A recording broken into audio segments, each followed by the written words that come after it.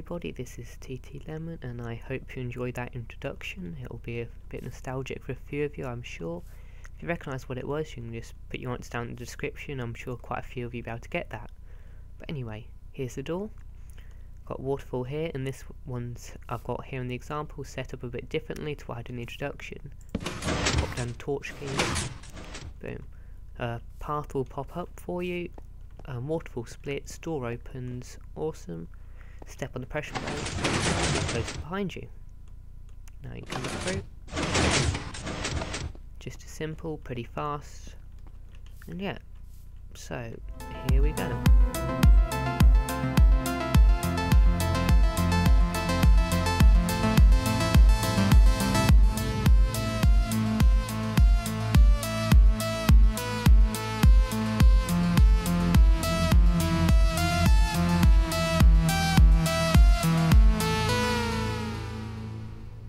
This is the redstone behind the waterfall door. It's pretty simple, as you just saw on the flybys. It's only 4 by 3 by however tall this is, which makes it very compact. And one of the tricks I use to make it this compact is by having this little double extender here, because if you watch it, it goes up like that and it flicks the piston up there, and then it will just track normally alongside these. And the reason I do that is because if you see other waterfall doors, they need timings to close this off up here or something, or as if you've seen Smellin's latest video where he had his waterfall door, he had a piston pushing out from here to put a block there to block off the water, and I just managed to get rid of that by having a double on the bottom, which makes it very compact still. And now if I show you this, you'll see why it's needed. See, that flicks up and deletes the water that gets left here, because if it wasn't done quickly enough with that double extender, by the time this water got there, this falling water here got there, there'd still be water there and it'd connect up. And I can show you that happening if I just turn it off again. It doesn't affect the closing. It does there because of that. Let me just reset the water again and show you. Right, so if you watch it now, it just catches that water there, and now I've got this stagnant piece of water left, and I really don't want that. Oops, I just turned it off a bit too fast there. And so that's how I managed to do that so compact, and oh, that's why. To get the pulse back there. So if I just block off the water again. Yep, and that will happen. So if I just show you that again, flicks up, deletes the water, and then this is actually a dual edge monostable, so on the falling edge this will actually activate again just to retract that piston, which is pretty useful. It removes the need for an extra circuit. And this bridge here is just some torches on this line, very cheap and simple, no repeaters needed or anything. And now for the top circuit. Now this is really simple. It's just your standard, not quite standard, 1x2 flush door. But I've changed it a bit to allow me to get a signal down here. So I used it like I did on my 3x2 flush door video. So instead of having this piston here, like that, it's on the top. Which means there's no piston here, which means I can put some redstone there and take the signal out the bottom, and that further helps to compact it, and means I don't have to take a block out this side or this side to do that. If you just watch it closely and see how it works, and then it will close back up. Pretty simple. And the double extender and this part, as you see, when I do this, I have a double extension. And this doesn't move, but only on the falling edge does this push out, and it will delete some water, which stops the water messing up again. Another little trick I use to make it so compact. You can see here, it's pretty obvious, this torch is going to turn on, power this redstone, power this, and that makes double extension.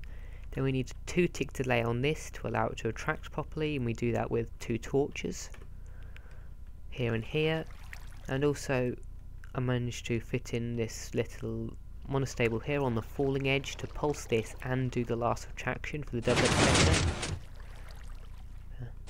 Again, you can see it uses the same pulse for doing both of those jobs, and I inverted the input into that from this torch here, and this doesn't interfere with any of this, which is all really good. And if you're wondering about this little remote control system, I am going to do another video on that. I thought that was a pretty clever concept I came up with. It's using something that's quite well known, but I haven't seen anyone use it for this. So now I'll show you how to build it and a few variations of the bridge section, and I'll see you then. To start off with, you're going to need your environment you want to build in. I've got my pool of water here, a flat wall, and my stream of water coming down like so. And you're going to want to put your pistons around this to make it work. You need to make sure the water's coming straight down and it's only one wide. You can't have anything, a water stream's wider than one wide. So to start off with, what I'm going to build is the door which goes through here, the 2x2 flush door. Just get a block of quartz, and this is just going to represent the floor, so that's going to start there, and you're going to walk through here. So you can remove these blocks, and for the meantime I suggest you block up your water stream as well, and that's just going to stop it getting in the way while you're building. So we've got our door through here in the centre, directly below the water.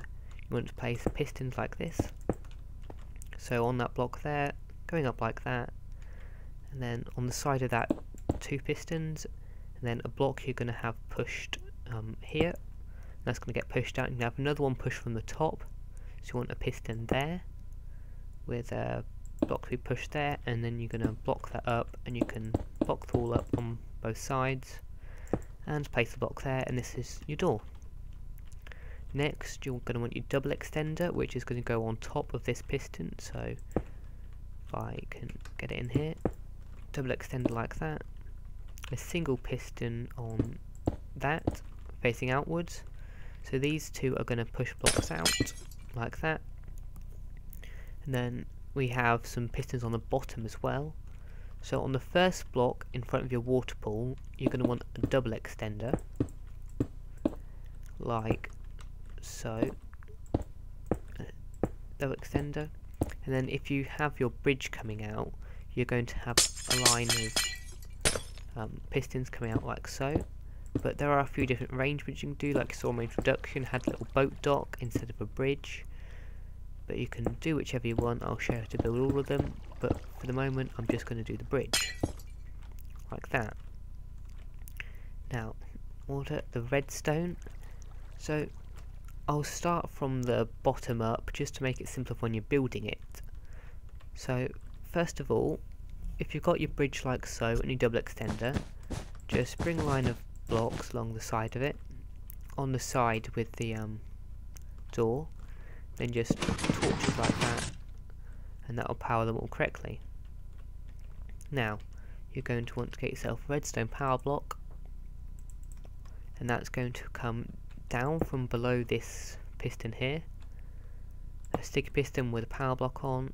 Now this is going to power a few things. So first of all, this is going to power, well, if it's in this position here, it's going to depower these, so just do it like that, but it's up there at the moment. And also you're going to take another output from here, then go across and up, and this creates a dual edge monostable, because in the time it takes to go down there, this redstone can quickly flash off and let this torch turn on. Now you can have a repeater here. It has to be on 3 ticks of delay or 4. If it's not working for you because you're a bit laggy on 3, just bump it up to 4 and it should work.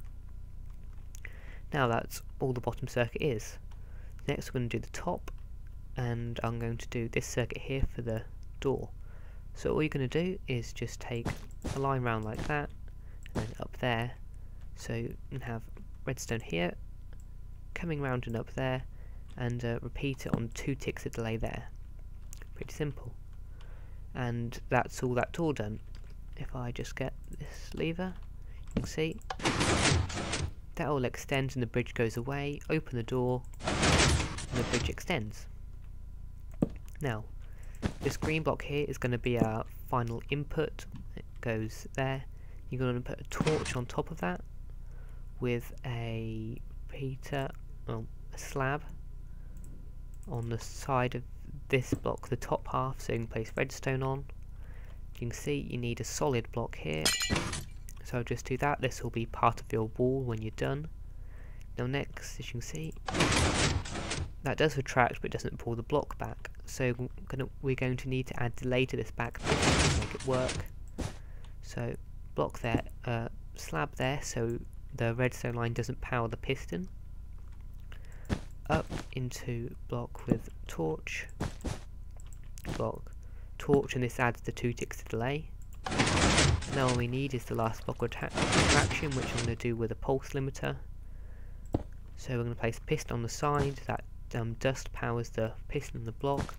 That's just going to go into a repeater on 2 ticks of delay.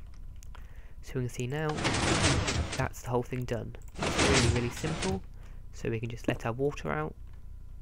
It will divide on that piston, pull the lever, and it all works.